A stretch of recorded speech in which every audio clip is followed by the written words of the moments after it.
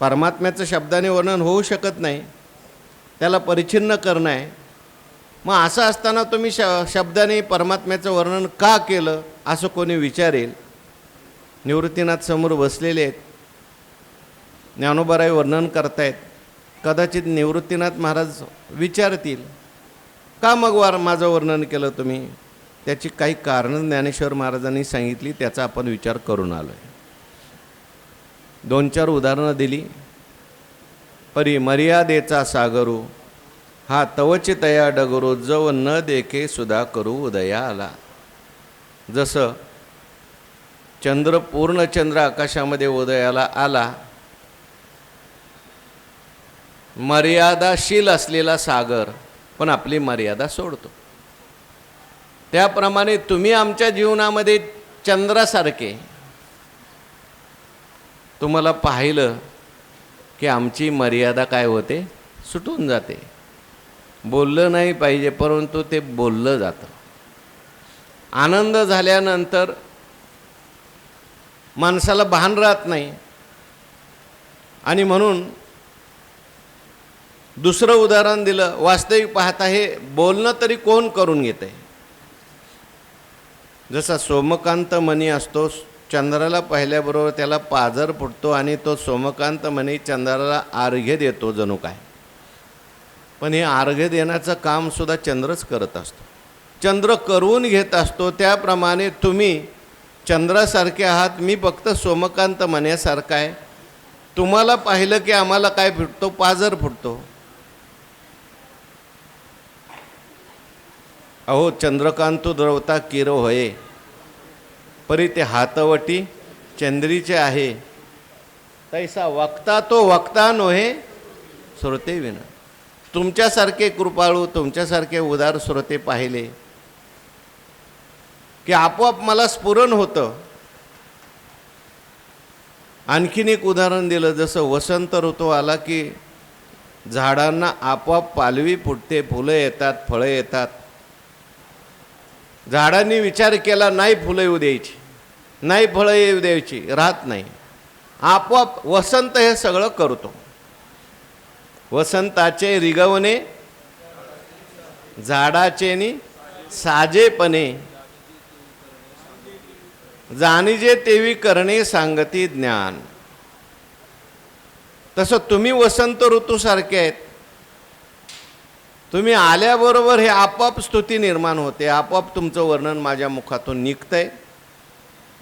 आणखीन एक उदाहरण दिलं. हा या सगळ्या ओव्यांचा विचार आपण करून आलोय, परत आवृत्ती म्हणून मी वाचतोय. पद्मिनी रवी किरण लाहे मग लाजे कवन, का जळे शिवतले लवन अंग भुले. पद्मिनी म्हणजे सूर्यविकासिनी कमळ. सूर्याचं किरण त्या ठिकाणी पडल्याबरोबर सूर्यविकासिनी कमळ जे आहे ते लाजत नाही, ते प्रफुल्लित होतं. मग आता प्रफुल्लित करण्याला कारण कोण आहे? सूर्य आहे. ती लाजत नाही. तसं मी त्या पद्मिनीप्रमाणे आहे, त्या फुलाप्रमाणे आहे, आणि तुम्ही सूर्यासारखे आहात. काय तया चित सूर्या निवृत्ती, आता नमो म्हणो पुढत पुढती. जे बाधका येजेते स्तुती म्हणोनिया, मावळवीत विश्वाभासू नवल उदयला चंडांशू, आद्वय अब्जिनी विकासू वंदू. आता तुम्ही सूर्यासारखे असल्यामुळे तुम्ही कृपा केली, तुमची कृपारूपी किरण माझ्यावर पडल्याबरोबर त्या ठिकाणी आपोआप मी त्या कमलिनीसारखा आहे, माझा विकास होतो, माझ्या बुद्धीचा विकास होतो, आणि माझ्या मुखातून स्तोत्र बाहेर पडतात.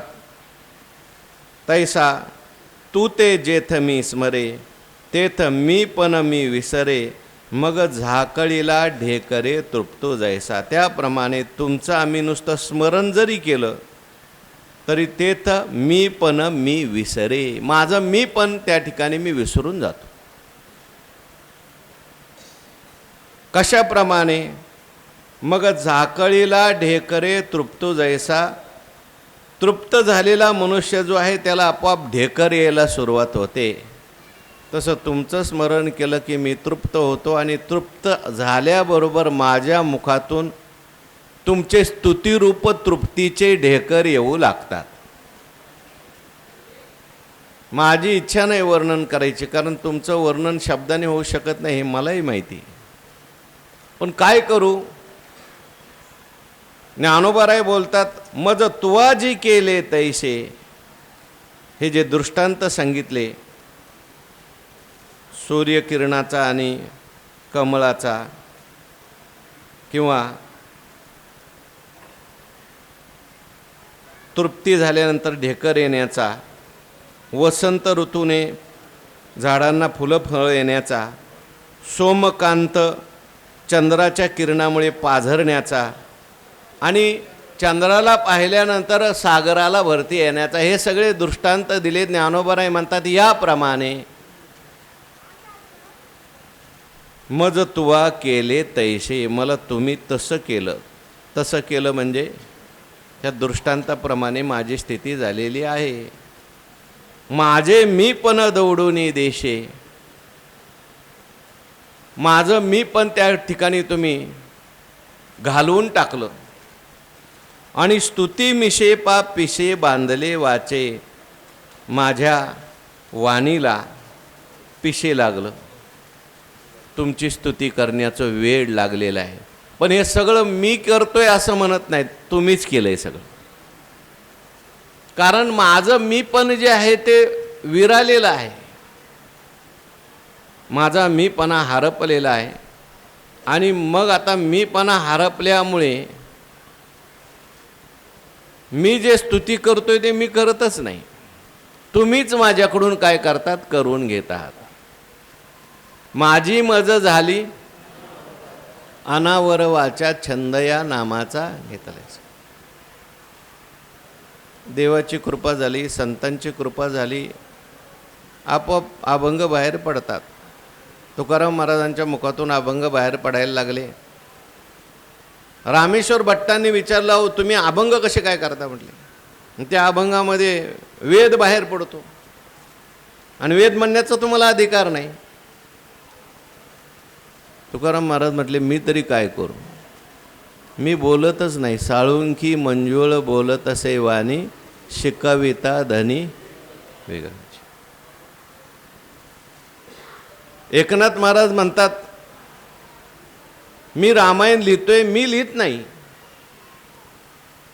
मी झोपलं की रात्री मला तो राम उठवतो म्हणे, ए नाथा उठ उठ आणि माझं चरित्र लिही. आता रामच मला उठवतोय, रामच माझ्याकडून लिहून घेतोय आणि मग मी त्या ठिकाणी ग्रंथ लिहिला असा अभिमान तरी का धारण करू. तसं मी तुमचं वर्णन करतोय असं समजू नका, मी ज्ञानेश्वरी लिहिते असं समजू नका. तैसा श्री काय रहाट तसे मज हे आतुरी घोनिया.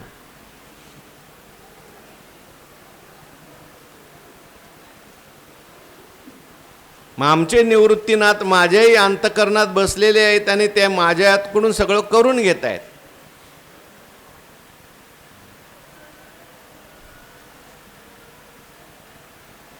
समर्थू श्री निवृत्तीनाथू राहटत से मजही आतुरी गोनिया, तैसा सर्वोपकारी समर्थू स्वामी श्री निवृत्तीनाथू राहटत असे मजही आतुरी गोनिया. निवृत्तीनाथ माझ्यात बसलेले आणि सगळी स्तुती माझ्याकडून करून घेत आहेत. मी काय बोलत नाही. वैकुंठवासी परमपूज्य दुंडा महाराज म्हणायचे, मी बोलत नाही, ज्ञानोबाराय बोलतात असं म्हणायचे. आणि म्हणून हे कर्तृत्व किंबहुना तुमचे केले. काय धर्मकीर्तन सिद्धी नेले, येत माझे उरले पायी कपन. एवम काय गुरुकृपा लाधले, समाधी धन जे आपुले, ते ग्रंथे बांधोनी दिदले गोसावी मज. अनेक ठिकाणी ज्ञानेश्वर महाराज असं म्हणतात की मी बोलतच नाही, निवृत्तीनाथच महाराज बोलून घेतात, समर्थ असलेले. आणि म्हणून ही जी स्तुती आहे, मज तुवा केले तैसे जी तैसे माझे मी पण दौडून देशे, स्तुती मिशे पा पिसे बांधले वाचे, माझ्या वाणीला वेड लावलं. स्तुतीच्या रूपाने माझी वाणीला तुम्ही वेड लावलेला आहे.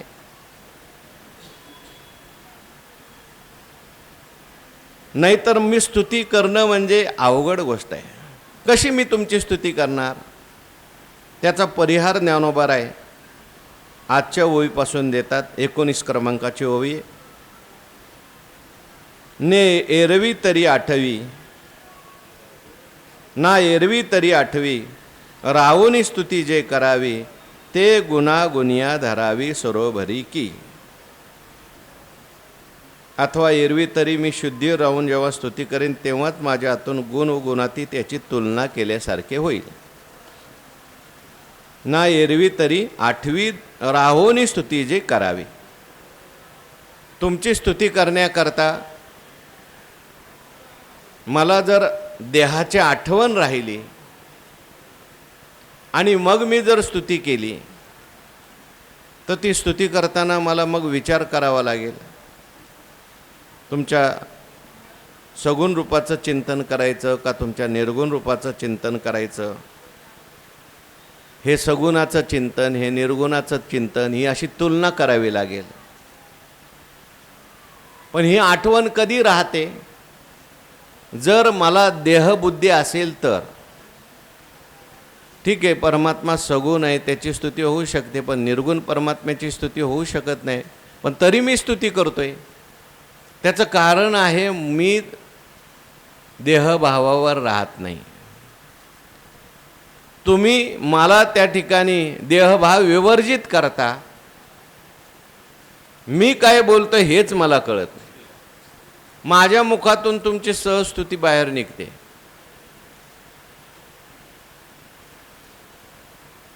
आणि जर देहभाव राहत असता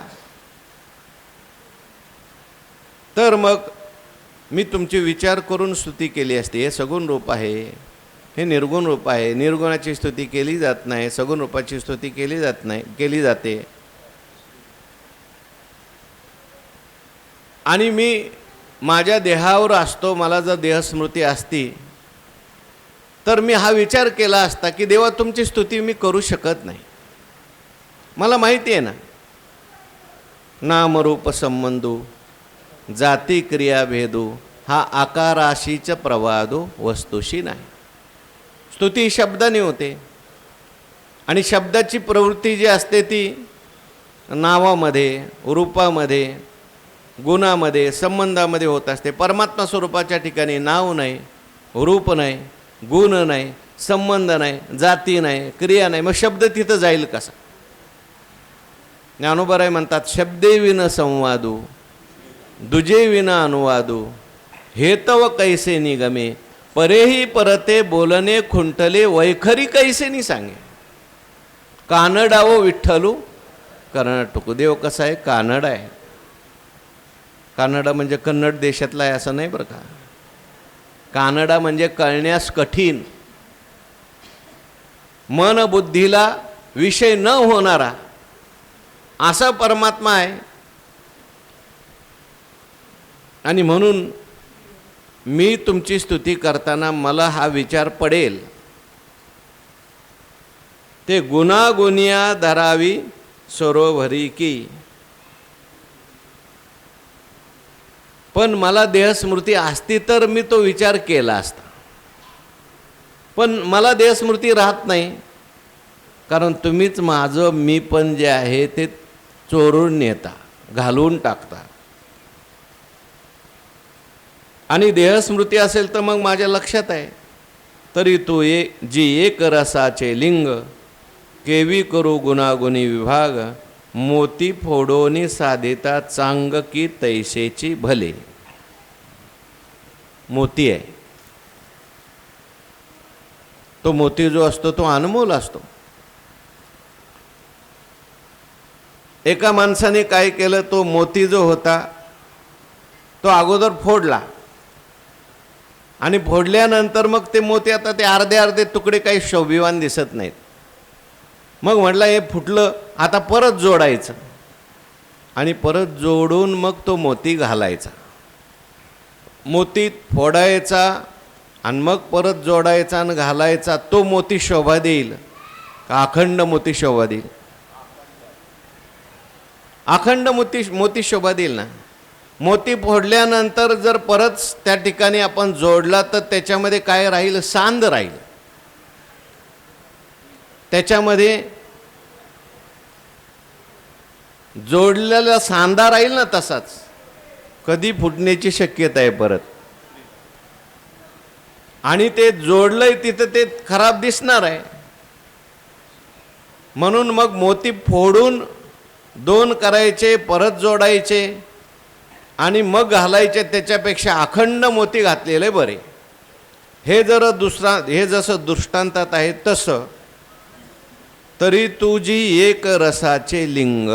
तुम्ही एकरस आहात. एक रसाचे लिंग म्हणजे मूर्ती आहात. परमात्मा कसा आहे? एकरस आहे. एकम एव अद्वितीय म्हटलं आहे. परमात्म्याच्या ठिकाणी कुठल्याही प्रकारे देश परिच्छेद नाही, काल परिच्छेद नाही, वस्तू परिच्छेद नाही, स्वगत भेद नाही, सजातीय भेद नाही, विजातीय भेद. एक रूप परमात्मा आहे. एक हरी आत्मा जीव शिव सम,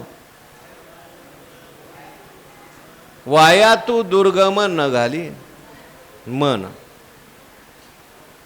परमात्मा एक रस आहे, सगळीकडे भरलेला आहे. आणि असं असताना सुद्धा त्या परमात्म्याचं वर्णन करण्याकरता परमात्मा सगुण आहे, निर्गुण आहे, असं परमात्म्यामध्ये दोन भेद करायचे. असं दोन भेद करून परमात्म्याचं वर्णन करणं योग्य आहे का? अखंड जसं परमात्मा आहे तसंच त्याला परमात्म्याला ठेवून तत्स्वरूप होऊन जाणं श्रेष्ठ आहे. आपण नेहमी सांगत असतो, चांगदेव महाराजांना ज्ञानेश्वर महाराजांनी पत्र लिहिलं. काय त्या ग्रंथाचं नाव आहे? चांगदेव 65.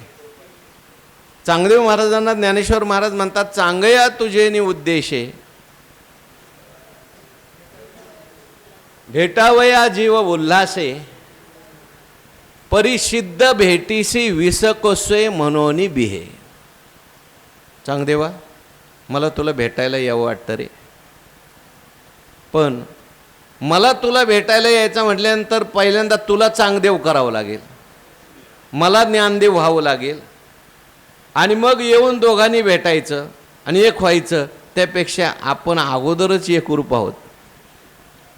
भेट आहेच आपली. तू माझ्याहून वेगळा नाही, मी तुझ्याहून वेगळा नाही. परमात्मा एक रस जसा आहे तसाच आहे. आता भेट न भेटता आहे. तुकाराम महाराज म्हणतात, देवाची भेट न भेटता सुद्धा आहेच ना. किंवा ऐसे विचारून पाहे, लागला जरा अखंड आहे. सहाय्य केले अंतरी. फक्त अंतराने सहाय्य केलं पाहिजे. अखंड भेट आहे का? परमात्मा एकरूप आहेत. परमात्म्यात कोणत्याही प्रकारचं द्वैत नाही. आणि असं परमात्म्याचं स्वरूप असताना सुद्धा त्याच्यामध्ये भेद निर्माण करायचा. कोणता? परमात्मा एक आहे, त्याचं वर्णन करायचं, तो एक, मी दुसरा. आणि मग परत जाऊन भेटायचं आणि म्हणायचं मी एकरूप झालो. एकरूप झालं का? एकरूप होतास तू, आहेच एकरूप. परंतु असलेल्यामध्ये द्वैत निर्माण करायचं आहे. द्वैत करून परत अद्वैत करायचं. द्वैत करून अद्वैत करण्यापेक्षा अद्वैत जसंच्या तसं ठेवणं योग्य आहे.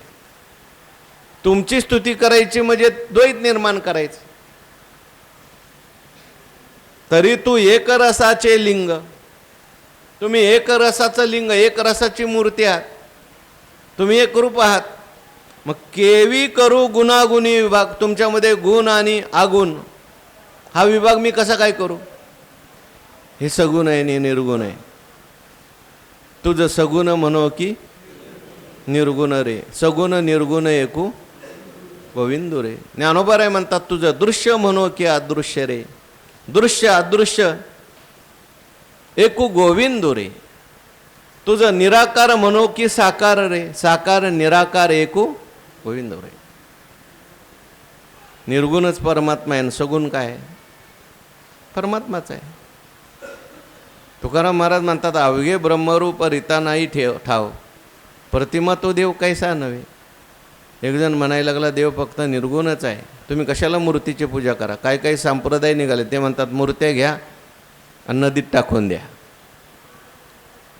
मूर्तीत कुठे देव असतो का? देव कुठं सगुण होत असतो का? देव फक्त निराकार आहे, एक तोही निरंकार. सगळंच जर देव आहे तर मूर्तीत काय तुझा काका आहे का? तुकाराम महाराज म्हणतात अवघे ब्रह्मरूप रीता नाही ठाव, प्रतिमा तो देव कैसा नव्हे. सगळीकडे जर देव आहे तर प्रतिमेत काय तुझा वाप आहे का? अरे आहेच, सर्वच ठिकाणी परमात्मा आहे, कळायला पाहिजे. व्यापक एकदा त्या ठिकाणी परमात्म्याचं स्वरूप कळलं. ज्ञानोबा म्हणतात तरी तो एक रसाचे लिंग. लिंग म्हणजे मूर्ती. तुम्ही एक रूप आहात, एक रस आहात, सर्वत्र व्याप्त आहात. मग केवी करू गुणागुणी विभाग. तुमच्यामध्ये गुण आणि आगुण,